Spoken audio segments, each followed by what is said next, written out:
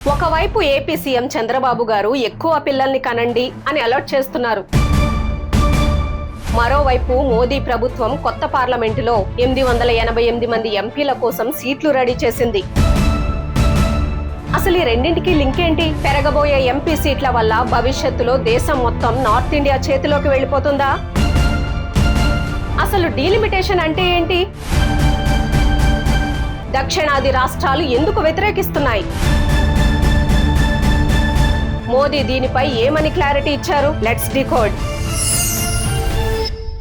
కొత్త పార్లమెంట్ భవనం ప్రారంభోత్సవం చూసినప్పుడు మీకు ఒక డౌట్ వచ్చే ఉంటుంది. ప్రస్తుతం మనకు 543 మంది లోక్సభ ఎంపీలు ఉంటే ఆ కొత్త భవనంలో ఏకంగా 888 మంది కూర్చొనేలా అంత పెద్ద హాల్ ఎందుకు కట్టారు అని. దానికి సమాధానమే ఇప్పుడు దేశ రాజకీయాల్లో అతిపెద్ద సంచలనం కాబోతోంది. తాజాగా పార్లమెంట్ ప్రత్యేక సమావేశాల్లో కేంద్ర ప్రభుత్వం 3 కీలక బిల్లులను ప్రవేశపెట్టింది. అవే 131వ రాజ్యాంగ సవరణ బిల్లు, డీలిమిటేషన్ బిల్లు 2026 మరియు కేంద్ర పాలిత ప్రాంతాల చట్టాల సవరణ బిల్లు. ఈ బిల్లుల ప్రకారం ప్రస్తుతం ఉన్న 543 లోక్సభ స్థానాలను 850కి పెంచబోతున్నారు. ఇందులో 815 సీట్లు రాష్ట్రాలకు, 35 సీట్లు కేంద్ర పాలిత ప్రాంతాలకు కేటాయించనున్నారు. కానీ ఇక్కడే ఒక పెద్ద గొడవ మొదలైంది. ఈ నిర్ణయం వల్ల భవిష్యత్తులో మన దక్షిణాది రాష్ట్రాల ప్రాతినిధ్యం తగ్గిపోయి నార్త్ ఇండియా చేతిలోకి దేశం మొత్తం వెళ్లిపోతుందా అన్న భయం మొదలైంది. What is delimitation? ముందుగా అసలు ఈ డీలిమిటేషన్ అంటే ఏంటో చూద్దాం. సింపుల్ గా చెప్పాలంటే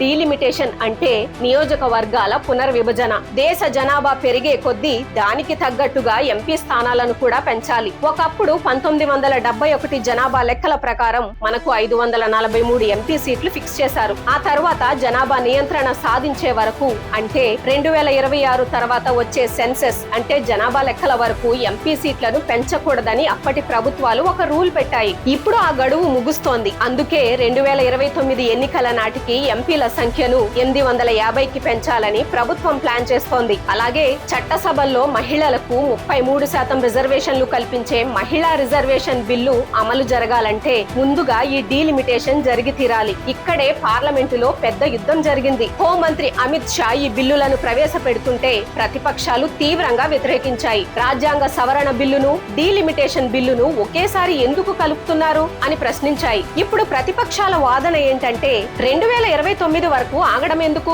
ఇప్పటికే ఉన్న 2011 జనాభా లెక్కల ప్రకారం వెంటనే మహిళలకు 33% రిజర్వేషన్లు అమలు చేయొచ్చు కదా అని. కానీ ప్రభుత్వం మాత్రం 2026, 2027లో కొత్త జనాభా లెక్కలు అంటే సెన్సస్ తీసి 2028లో డీలిమిటేషన్ చేసి 2029 ఎన్నికల నాటికి దీనిని అమలు చేస్తామని అంటోంది. మహిళా బిల్లును అడ్డం పెట్టుకొని ప్రభుత్వం డీలిమిటేషన్ ప్లాన్ అమలు చేయాలని చూస్తోందని ప్రతిపక్షాలు ఆరోపిస్తున్నాయి. కానీ ఇక్కడే అసలు ప్రాబ్లం స్టార్ట్ అయింది. ఎంపీ సీట్లను జనాభా ప్రాతిపదికన విభజిస్తారు. గత 50 ఏళ్లుగా కేరళ, తమిళనాడు, కర్ణాటక, తెలంగాణ, ఏపీ లాంటి దక్షిణాది రాష్ట్రాలు కుటుంబ నియంత్రణను అద్భుతంగా అమలు చేసి జనాభాను కంట్రోల్ చేశాయి. కానీ యూపీ, బీహార్ లాంటి ఉత్తరాది రాష్ట్రాల్లో జనాభా విపరీతంగా పెరిగిపోయింది. ఇప్పుడు పెరిగిన జనాభా ప్రకారం ఎంపీ సీట్లు ఇస్తే యూపీ, బీహార్లకు సీట్లు భారీగా పెరుగుతాయి. మన సౌత్ ఇండియా సీట్లు తక్కువగా ఉంటాయి. అంటే జనాభాను కంట్రోల్ చేసి దేశానికి మేలు చేసినందుకు మాకు శిక్ష వేస్తారా? పార్లమెంటులో మా వాయిస్ లేకుండా చేస్తారా?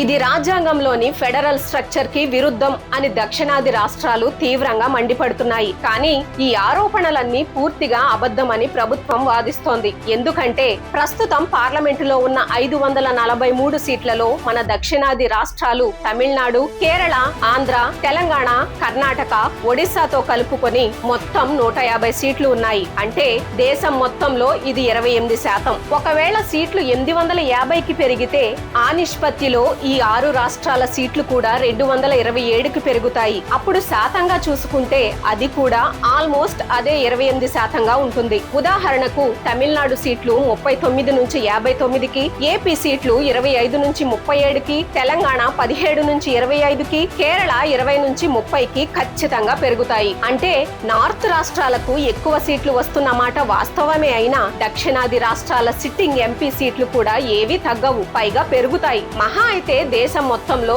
7% ఉన్న ఒక రాష్ట్రం వాటా 6.9%కి స్వల్పంగా మారొచ్చేమో, కానీ మాకు అన్యాయం జరిగిపోతోంది అనేంత స్థాయిలో ఏమీ జరగదు అనేది ఈ వాదన. PM Modi's promise. ఈ ఆందోళనలు తీవ్రమవ్వడంతో పార్లమెంట్ సాక్షిగా ప్రధాని మోదీ గారు ఒక స్పష్టమైన ప్రకటన చేశారు. ఈ డీలిమిటేషన్ వల్ల ఏ ఒక్క రాష్ట్రానికి అన్యాయం జరగదు అని ఆయన గట్టిగా చెప్పారు. दक्षिण हो, उत्तर हो, पूर्व हो, पश्चिम हो, मैं आज एक जिम्मेवारी से कहना चाहता हूं कि ये निर्णय प्रक्रिया किसी के साथ भी भेदभाव नहीं करेगी. గత ప్రభుత్వాలు ఎంపీ సీట్ల పంపకంలో ఏ రేషియో అయితే పాటించాయో ఇప్పుడు పెరిగే సీట్లలో కూడా అదే రేషియో ఉంటుందని భరోసా ఇచ్చారు. మేము పదాలతో ఆడుకోవాల్సిన అవసరం లేదు, మా ఉద్దేశాలు చాలా స్పష్టంగా ఉన్నాయి. మీకు గ్యారంటీ అనే పదం కావాలంటే వాడతాను, వాగ్దానం అనే పదం కావాలంటే వాడతాను, అవసరమైతే తమిళంలో కూడా చెప్పడానికి సిద్ధంగా ఉన్నాను అంటూ సౌత్ ఇండియాకు ఎటువంటి అన్యాయం జరగదని ప్రధాని మోదీ క్లారిటీ ఇచ్చారు. क्योंकि जब नियत साफ है तो फिर शब्दों का खेल करने की हमें जरूरत नहीं है. अगर गारंटी शब्द चाहिए तो मैं गारंटी शब्द उपयोग करता हूँ. वादा की बात करते हो तो मैं वादा शब्द उपयोग करता हूँ. अगर तमिल में कोई अच्छा शब्द हो तो वो भी मैं बोलने के लिए तैयार हूँ. మరి దక్షిణాది రాష్ట్రాలన్నీ దీనిపై పోరాడుతుంటే ఆంధ్రప్రదేశ్ ముఖ్యమంత్రి నారా చంద్రబాబు నాయుడు గారు మాత్రం ఒక ఆసక్తికరమైన నిర్ణయం తీసుకున్నారు. ఆయన డీలిమిటేషన్ ను వ్యతిరేకించడం కన్నా ఏపీలో వృద్ధుల జనాభా పెరిగిపోయి యువత తగ్గిపోతోందని, కాబట్టి ఎక్కువ మంది పిల్లల్ని కనండి అని ప్రజలకు పిలుపునిచ్చారు. ఈ రోజు మనం మాట్లాడాల్సింది ఒకరు వద్దు, ఇద్దరు ఓకే, ముగ్గురు ముద్దు. భవిష్యత్తులో రాజకీయంగా, ఆర్థికంగా రాష్ట్రం దెబ్బతినకుండా ఉండాలంటే జనాభాను బ్యాలెన్స్ చేయడమే కరెక్ట్ అని ఎన్డీఏ కూటమిలో ఉన్న బాబు గారు ఈ వ్యూహాత్మక మార్గాన్ని ఎంచుకున్నారు. మన జనాభాను కూడా మనం మేనేజ్ చేసుకోవాల్సిన అవసరం ఉంది.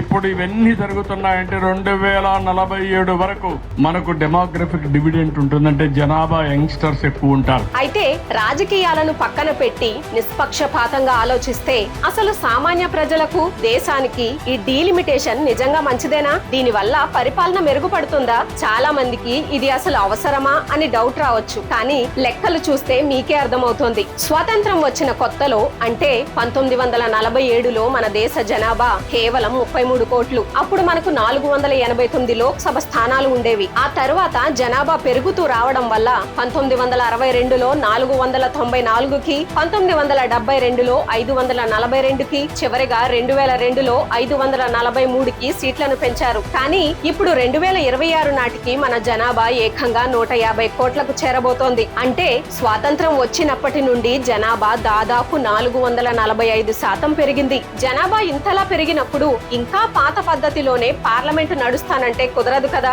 అందుకే జనాభాకి తగ్గట్టుగా ప్రాతినిధ్యం ఉండాలని ఈ నిర్ణయం తీసుకుంటున్నారు. ఆదర్శవంతమైన ప్రజాస్వామ్యంలో ఎంతమంది ప్రజలకు ఒక ఎంపీ ఉండాలి? మన రాజ్యాంగ నిర్మాతలు చట్టం రాసినప్పుడు 5 లక్షల నుంచి 7.5 లక్షల మందికి ఒక ఎంపీ ఉండాలని భావించారు. కానీ నేడు భారతదేశంలో సగటున 25 లక్షల మందికి ఒక ఎంపీ ఉన్నారు. గ్లోబల్ స్టాండర్డ్స్ చూస్తే బ్రిటన్ లో కేవలం 1 లక్ష మందికి ఒక ఎంపీ ఉన్నారు. అమెరికాలో 7.5 లక్షల మందికి ఒక ప్రతినిధి ఉన్నారు. ఒక్కసారి ఊహించండి, 25 లక్షల మంది ప్రజా సమస్యలను ఒక్క ఎంపీ వినడం, వారిని నేరుగా కలవడం, నియోజకవర్గాన్ని సమర్థవంతంగా అభివృద్ధి చేయడం ఆచరణలో ఎంత కష్టం. అందుకే సీట్లను పెంచడం వల్ల నియోజకవర్గాల సైజ్ తగ్గుతుంది. ఎంపీలు ప్రజలకు మరింత సులభంగా అందుబాటులో ఉంటారు. తద్వారా వారి జవాబుదారీతనం ఖచ్చితంగా పెరుగుతుంది. కానీ దీని వెనుక పన్నులు చెల్లించే సామాన్య ప్రజలపై పడే ఆర్థిక భారం అంటే ట్యాక్స్ పేయర్ బర్డెన్ ఎంత? ఎంపీల సంఖ్య 543 నుంచి 850కి పెరిగితే కొత్తగా వచ్చే సుమారు 307 మంది ఎంపీలకు అయ్యే ఖర్చు సామాన్యమైనది కాదు. ఒక్కో ఎంపీకి జీతం, పెన్షన్లు, విమాన ప్రయాణాలు, సిబ్బంది, ఆఫీస్ ఖర్చుల కింద ఏటా సుమారు 1 కోటి నుంచి 2 కోట్ల రూపాయల భారం పడుతోంది. దీనికి తోడు ప్రతి ఎంపీకి ఏటా ఇచ్చే 5 కోట్ల ఎంపీ ఎల్ఏడిఎస్ అంటే నియోజకవర్గ అభివృద్ధి నిధులు కలుపుకుంటే ప్రభుత్వ ఖజానాపై ఏటా అదనంగా 1000 కోట్ల రూపాయల భారం పడుతోంది. మరి మనం పెట్టే ఈ ఖర్చుకు, డీలిమిటేషన్ వల్ల వచ్చే ప్రయోజనాలకు అంటే cost versus benefit statistical comparison చూస్తే ఎలా ఉంటుంది? సంఖ్యాపరంగా ఏటా వేల కోట్ల అదనపు ఖర్చు అనేది నిజమే, కానీ ప్రతి 25 లక్షల మందికి ఒకరు ఉండే బదులు 15 లక్షల మందికి ఒక ఎంపీ ఉంటే స్థానిక అభివృద్ధి వేగవంతమవుతుంది. పాలకులపై ప్రజల నిఘా పెరుగుతుంది. పార్లమెంటులో ఎక్కువ మంది ఎంపీల వల్ల గందరగోళం పెరిగే అవకాశం ఉన్నప్పటికీ గ్రౌండ్ లెవెల్లో మాత్రం పనులు వేగంగా జరిగే అవకాశం ఉంది. ప్రజాస్వామ్యంలో సరైన ప్రాతినిధ్యం పొందడం కోసం పెట్టే ఈ అదనపు ఖర్చు భవిష్యత్తులో స్థానిక అభివృద్ధి రూపంలో ప్రజలకే లాభం చేకూరుస్తుందని నిపుణులు విశ్లేషిస్తున్నారు. ఇక్కడ కాంగ్రెస్, ముఖ్యంగా రాహుల్ గాంధీ లాంటి ప్రతిపక్ష నాయకుల ముందున్న ఒక పెద్ద రాజకీయ డైలమా ఏంటో తెలుసా? ఒకవేళ వారు డీలిమిటేషన్ ను అడ్డుకుంటే సీట్లు పెరగవు, కానీ ఉన్న 543 సీట్లలోనే మహిళలకు 33% అంటే 181 సీట్లు రిజర్వేషన్లు ఇవ్వాల్సి వస్తే అప్పుడు మగ నాయకులకు, ముఖ్యంగా సీనియర్లకు సీట్లు దొరకడం చాలా కష్టమైపోతుంది. అలాగని సీట్లు పెంచడానికి ఒప్పుకుంటే ఉత్తరాది రాష్ట్రాలకు ఎక్కువ సీట్లు వస్తాయి. దానివల్ల వాళ్ల రాజకీయ బలం తగ్గుతుందని భయం. ఈ రెండిటి మధ్య నలిగిపోతూనే ప్రతిపక్షాలు ఈ బిల్లులను వ్యతిరేకిస్తున్నాయి. ఒకవైపు జనాభా నియంత్రణ చేసిన రాష్ట్రాలకు న్యాయం జరగాలి, మరోవైపు దేశంలో ఉన్న ప్రతి పౌరుడి ఓటుకు సమాన విలువ ఉండాలి. ఈ డీలిమిటేషన్ అనేది రాజ్యాంగాన్ని సవరించే అతి పెద్ద ప్రక్రియ. దీనికి ప్రతిపక్షాల మద్దతు 2/3 మెజారిటీ అవసరం. మరి మోదీ గారు ఇచ్చిన గ్యారంటీతో దక్షిణాది రాష్ట్రాల భయాలు తొలగిపోతాయా? రాబోయే 2029 ఎన్నికల నాటికి దేశ రాజకీయ ముఖ చిత్రం ఎలా మారబోతోంది?